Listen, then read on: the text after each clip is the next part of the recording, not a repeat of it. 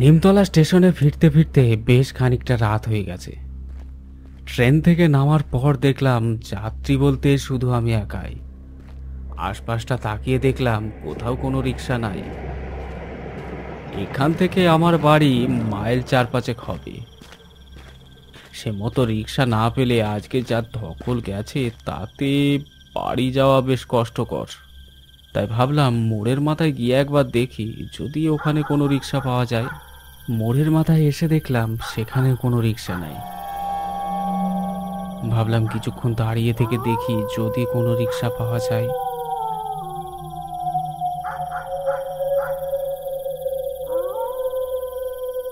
আপনি ওই চাটুজ্জাপাড়া দত্ত বাড়িটার নতুন ভাড়াটিয়া না? ঠিক ধরেছি? মিচকে কালো চেহারা আর সাদা ধুতি পাঞ্জাবি পরা, মুখের ওপরে খোঁচা খোঁচা দাড়ি, কাঁধে ঝুলছে একটা ব্যাগ, তার মধ্যে থেকে বেরিয়ে আছে ওষুধের পুড়িয়ার মতো লম্বা কয়েকটা চেন। হাতেও ধরা একই রকম কিছু। দেখে মনে হচ্ছে উনি কোনো কবিরাজি ওষুধ বিক্রেতা। এক অদ্ভুত চেহারার এক মাঝবয়সী লোক এসে আমার কাছে কথাগুলো বলল। হ্যাঁ, কিন্তু আপনাকে তো ঠিক চিনতে পারলাম না। আমারে চিনতে পারলেন না বাবু? আমি হলাম গিয়ে আপনারই পড়শি। ওই চাটুজ্জাপাড়ার দক্ষিণের শেষ মাড়িটা, ওইটাই হলো আমাগো বাড়ি। চিনবেন বা কি কইরে বাবু? আমি আর বাড়িতে থাকি কই? সারাদিন তো ট্রেনে টেনে হকারি কইরাই দিনটা চইলা যায়। আর এই রাতের বেলায় ফিরি, আর ওই সকাল বেলায় পাড়ায় আসি। সত্যি তো ওনাকে আমি চিনতে পারছি না কেন? ওই পাড়াটাতে কয়েক মাস হলো আমি এসেছি বটে, কিন্তু এতদিনে সমস্ত লোকজনের সঙ্গে আলাপ পরিচয় প্রায় শেষ বললেই চলে। কিন্তু ভদ্রলোককে আমি আগে দেখেছি বলে মনে হচ্ছে না। কিন্তু বাবু, আপনি এত রাতে এখানে দাঁড়ায় কেন? এখান থেকে তো এই রাতে আর কোনো রিক্সা পাইবেন না। কেন পাবো না? কতই বা রাত হলো? এই তো 9টা বাজে। এই ছোট্ট স্টেশনে কত লোকই আর নামে বলুন, তাই ওরা রিক্সা নিয়ে আর রাত হলেই থাকে না। থাকলে বা কোথায় প্যাসেঞ্জার কেউ যদি ভুল করে আপনার মতো ফুলো ভাটকা কোনো একদিন আসে। চলুন চলুন, আর কিছু পাইবেন না, বরং আমার সঙ্গে হাঁটলে টুক করে পৌঁছে যাবেন। ভাবলাম ওনার প্রস্তাবটা মোটেও মন্দ না। এখানে দাঁড়িয়ে দাঁড়িয়ে রিক্সার অপেক্ষা করার থেকে বরং ওনার সঙ্গে চলতে থাকলে ঠিক পৌঁছে যাব, এই ভেবে ওনার সঙ্গে হাঁটতে শুরু করলাম। তা বাবু, আমি শুনছি আপনি হলেন গিয়ে ওই পাড়ার স্কুলের মাস্টার মশাই। তা রাতের বেলায় আসছেন, কোথাও গেছিলেন বুঝি? ঠিকই শুনেছেন, কিন্তু আজকে শহরে গেছিলাম স্কুলের একটি বিশেষ কাজে।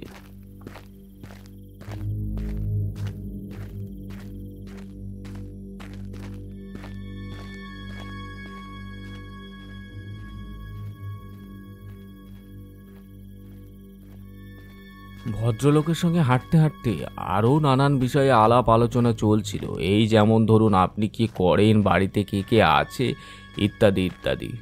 কিছু প্রশ্ন উনি আমাকে করছিল, কিছু প্রশ্ন আমি ওনাকে করছিলাম।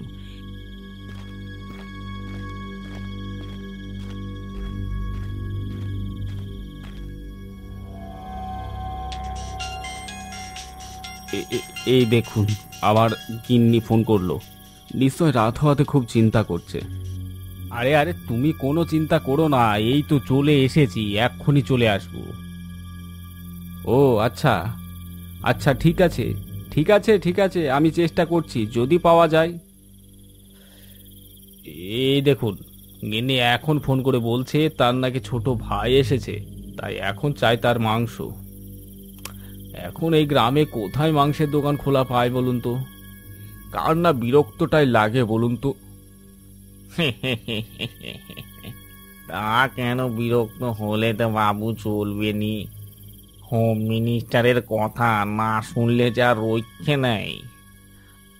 তা যা বলেছেন, কিন্তু এখন এই রাতে কোথায় মাংসের দোকান খোলা পায় বলুন তো? আছে আছে, পাবেন বই কি, সব পেয়ে যাবেন।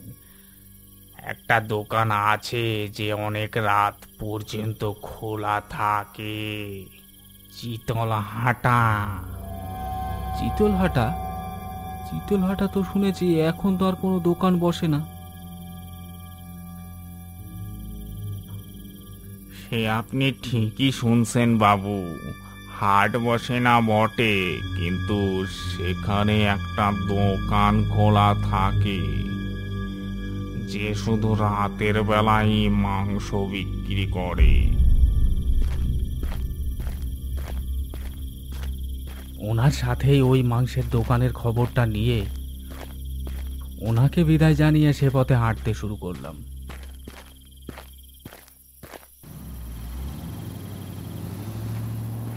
তারপর বেশ কিছুক্ষণ হাঁটতে হাঁটতে গিয়ে দেখি একটা লোক রাস্তার অন্য এক পাশ থেকে বেরিয়ে এসে ঠিক রাস্তার মাঝখান দিয়ে হাঁটতে লাগলো। ব্যাপারটা দেখে আমি বেশ অবাক হলাম। লোকটাকে বললাম, এই যে আপনি রাস্তার মাঝখান থেকে সরে গিয়ে রাস্তার এক পাশ দিয়ে হাঁটুন না, এখনই তো বড় কোনো গাড়ি আসলে আপনাকে পিষে দিয়ে চলে যাবে। তিনি আমার কোনো কথাই যেন গায়ে মাখলো না, নিজের মতো হাঁটতেই থাকলেন।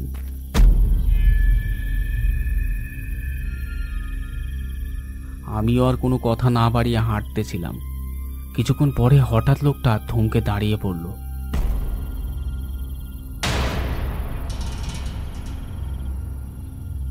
পিছন ঘুরে আমার দিকে তাকাতে লাগলো। বিনা চোখের পলক ফেলে একভাবে আমার দিকে তাকাতেই থাকলো। তাকে দেখে আমি একটু ভয় পেলাম।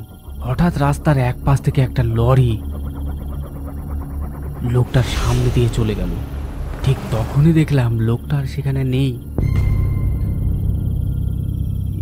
কোথায় গেল? উনি তো এখনই এখানেই ছিল, কোথায় গেল? আমি খুব ভয় পেলাম। যাই হোক, এত মাথা না ঘামিয়ে জোর পায়ে সেখান থেকে যেতে থাকলাম। আরো কিছুটা হাঁটতে হাঁটতে গিয়ে দেখতে পেলাম মাংসের দোকানের আলো জ্বলছে। দোকানের সামনে গিয়ে দেখলাম দোকানদার পিছন ঘুরে কিছু একটা করছে।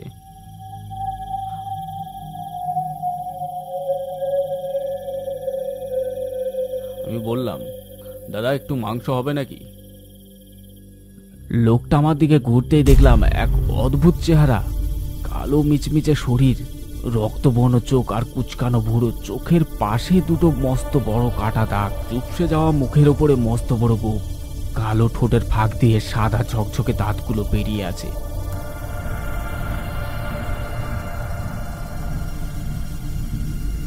লোকটা কিছুক্ষণ আমার দিকে তাকিয়ে থাকার পর বলল, আরে মাস্টার মশাই যে, এত রাতে কি ব্যাপার, মাংস নেবেন বুঝি? হ্যাঁ, একটু মাংস দিন তো। কিন্তু এখন তো কোনো মাংস পাবেন না, সব মাংস পুড়িয়ে গেছে। আমি একটু হতাশ হয়ে বললাম, আচ্ছা পাবো না, তাহলে তাহলে আর কোনো মাংসের দোকান কি আছে এখানে?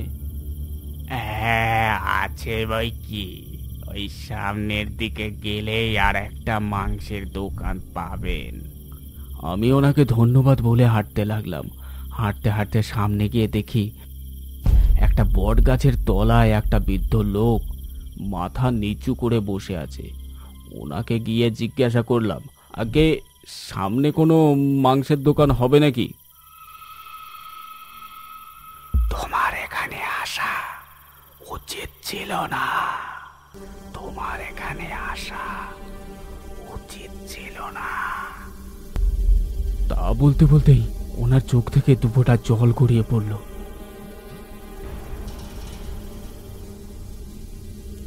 আমি জিজ্ঞাসা করলাম, আপনি আপনি ঠিক আছেন তো? হঠাৎ আমি অনুভব করলাম আমার আমার পেছনে যেন কেউ দাঁড়িয়ে আছে। পেছন ঘুরে তাকাতেই দেখলাম সেখানে কেউ নাই। তখনই সামনে ঘুরে দেখি সেই লোকটা আমার চোখের সামনে দাঁড়িয়ে, তার চোখ মুখ দিয়ে রক্ত গড়িয়ে গড়িয়ে পড়ছে। এ কি আপনি তো সেই হকার মশাই, আপনার এই অবস্থা কিভাবে হলো?